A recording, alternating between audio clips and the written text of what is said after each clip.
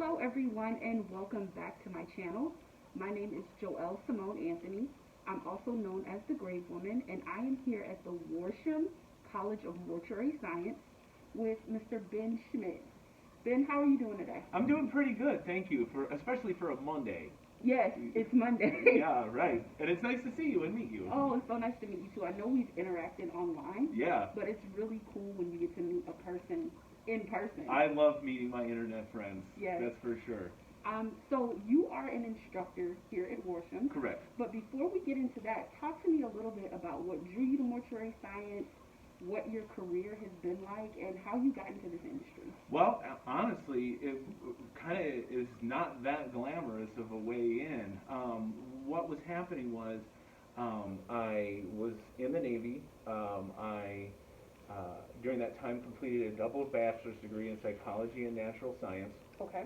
And I had actually was going to school to become a science teacher. Okay. Well, this was back in 2008 and 9, so obviously, if you remember, that's like the Great Recession, and people really weren't hiring very much, school districts especially. Okay. So I kind of thought about something else. I needed to think about something else. I was working as a case manager for a residential program for handicapped children. Okay.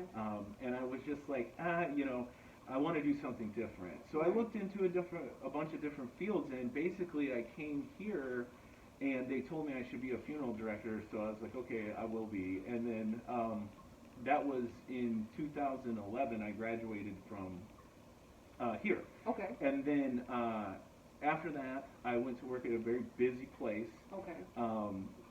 And got exposed to all sorts of communities and embalming issues and things like that. Just because we were very busy, so we saw all sorts of different things. During that time, I was going to school full time, completed my master's degree, and in 2015, the job that I have now opened, and I applied for it, and ta-da! That's how I got here. Awesome. So, what exactly do you teach here, and what do you love about it? Okay, well, I teach embalming, I teach restorative art, I teach funeral directing, I teach funeral service history, and I oversee the embalming and restorative art labs. Okay. So I think what I love the most about it is that all of those topics are kind of new to everybody, right? There's no setup class in high school for embalming, right? Or funeral directing. So I get the satisfaction of teaching really something new, right? Okay. Nobody can recall, oh yeah, I remember in the funeral service history class I took a sophomore at college, right? Like, no, those things really don't exist, right? Right. So I really like the idea of being able to introduce new information to people, even though a lot of the things that I teach do come from several other disciplines, right? It's sort of just like rolled into this package of embalming or this package of restorative art. Awesome. What is the most challenging part about your job? The same thing, right? Honestly, a lot of that information is new to people, right? And as I said, it pulls from a lot of the different disciplines. Like, we'll take embalming, for example. It's anatomy, it's chemistry, it's biology, right? But again, if nobody took those classes before or took them a long time ago, then it can be kind of difficult to get them to connect with things that they haven't seen in an embalming context, for example, even though it's really no different than what they would have learned before. Right. So I remember when I was in mortuary school, I struggled a lot with chemistry. Sure. Which made it difficult for me to really grasp the embalming curriculum because they are so closely related. Absolutely. How do you help students overcome any challenges that they're having with a particular subject, especially as it relates to embalming, which is such a big part of what we do? Well, I try to put it in the context that they would normally do. Like, there's a kind of a series of videos that I have called Embalming Chemicals in the Wild. Okay. And what it is going to the grocery store, for example, and finding food that has an embalming chemical in it, right? Right. So rather than, cordoning ourselves off as, oh, these chemicals are somehow special. They're not, right? So then, and it all came from when I was a student here, right? One of the things that we talk about are water conditioners. Well, water conditioners also appear in fish tank chemicals. Through my whole life, I've had fish tanks. So it made sense. So when I came here, I was like, oh, well, let me try and find chemicals, for example, that are used every single day that we're also using embalming. So those kinds of things to make it seem more um, in context as opposed to like a completely different concept. Okay. Yeah. So what advice do you have for students that are currently enrolled in classes Yeah. or that are considering making funeral service their career of choice? Okay, so a lot of times what people do is they enter funeral service with the idea that they want to help people. That is a great goal, and that is absolutely one of the outcomes that we hope for. But to get there, there's a lot to understand. It's not just having empathy or sympathy for a family and helping them guide through their process. Like, if you're going to be an embalmer, then you need to be ready to understand the science of embalming by taking things like chemistry, anatomy, and even outside of a mortuary science context, right?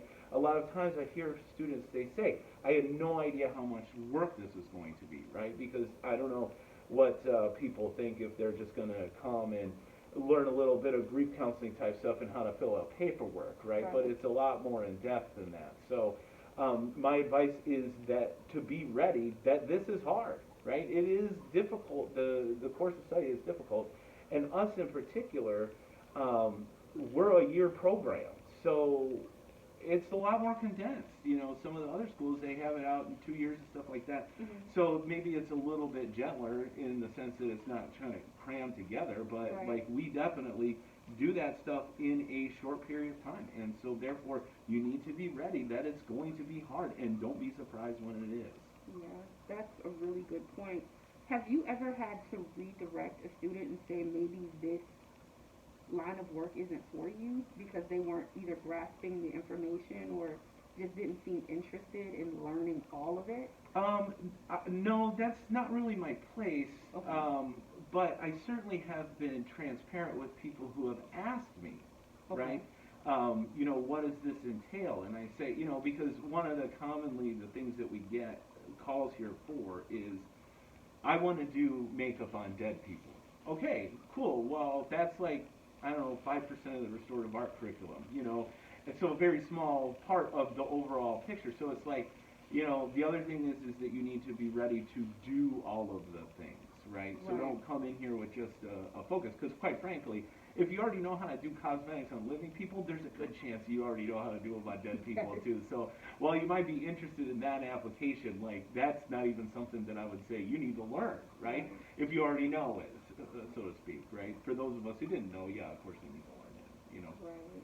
So speaking of cosmetics, as a professor, how do you keep your curriculum inclusive? Because doing cosmetics, embalming in some cases with certain chemicals, and just other parts of the job are different for different races, cultures, skin tone. How do you incorporate all of that in what you do, if that is something that you do? Oh yeah, certainly. I try to do that. So one of the ways that I do this is I include cosmetics that are not mortuary cosmetics, right? Actually, I'll take that back a little bit. One of my favorite lines is Lola 7 Cosmetics. Are you familiar hearing with this? About Lola. She is awesome because her cosmetics are more than 5 shades of skin, right? And they're good for mixing and stuff like that. And since she is an African American woman, she definitely has these sorts of things in her mind, right? Just sort of naturally, the cases that we embalm are very diverse. So we have to just learn, because those are our subjects to learn on.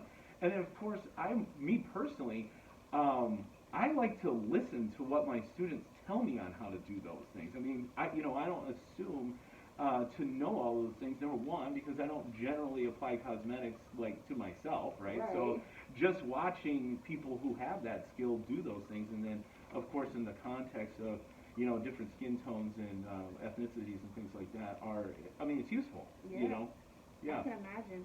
Now, You said you oversee the labs. Yeah. The cadavers that the students work on, are they ethnically and racially diverse? Or? Absolutely. So Okay. one of the things that we do is we have a community service that we give to the medical examiner's office here. Okay. So the bodies that we embalm are bodies that are unfortunately unclaimed or indigent people in the city of Chicago. So Okay. as you can imagine, that just automatically creates a lot of diversity in our embalming lab. Yeah, I can imagine. Yeah. Mhm. So we're going to switch gears just a little bit before we wrap things up. Sure. But as a man, Yeah. it is assumed that men, I don't want to say don't grieve, but grieve differently Sure. than women. I Yeah. don't necessarily believe that to be 100% true. Yeah. But as someone that works in death care, you're married, I don't know if you have children. I have one. You have one. Mhm. How do you manage some of the grief and the emotional part of the job? So, I try to remember bedside manner. Okay. Right? You know what I mean? I don't meet with families anymore. Okay. Right? So I just see the people. So that have passed away. So I try to remember bedside manner, right? Because I feel like that's the best way to connect with the people. Because I don't know their families and I don't know their stories anymore, right? Right. So I just think, well, treat them with the same way I would treat any patient if I was a doctor, right? Maybe a little bit extra because normally a patient would be able to tell you, oh, that doesn't feel good or, Yeah. whatever. But these people, they can't tell us anything, right? Right. So I think that's probably the best way, just to remember this is a human, not just a clinical opportunity. Right. Yeah. So why don't you tell everybody where they can find you and Oh, sure. about your series and Yeah. all of that great stuff? Yes, thank you. I appreciate that because you can actually find me in quite a few places. Okay. So one of the things that I've done outside of the school is I wrote a restorative art textbook called Creating Natural Form. Mm-hmm. This has recently been adapted as one of the references for the restorative art curriculum for schools. Awesome. So you can download a free sample of that at TuesdayEveningPublications.com. We also have a chemistry book for funeral service there as well. You can find me on Instagram. I am MorTraqr, MorTraqr. I do videos and other educational things there. And then finally, a couple of months ago, I started a podcast called the Funeral Science Podcast. And so it's short form, comes out about every 2 weeks, and I pick a subject. I also answer a listener question and then talk about something good that's happening, right, for funeral service. So those are the ways that you can find me. I mean, probably my Instagram, MorTraqr, MorTraqr, is probably the central of my activities. You can like the Funeral Science Podcast page on Facebook as well. Awesome. How Yeah. do you have time to do it all? I don't know. I have this philosophy that's going to sound stupid when I say it out loud, but the more you do, the more you do, right? Is Yes. that you just automatically, which translates to being a funeral director, where it's like if you just start doing a lot of different things, like you'll be able to manage the ability to do a lot of different things, and that's just kind of the way that it is.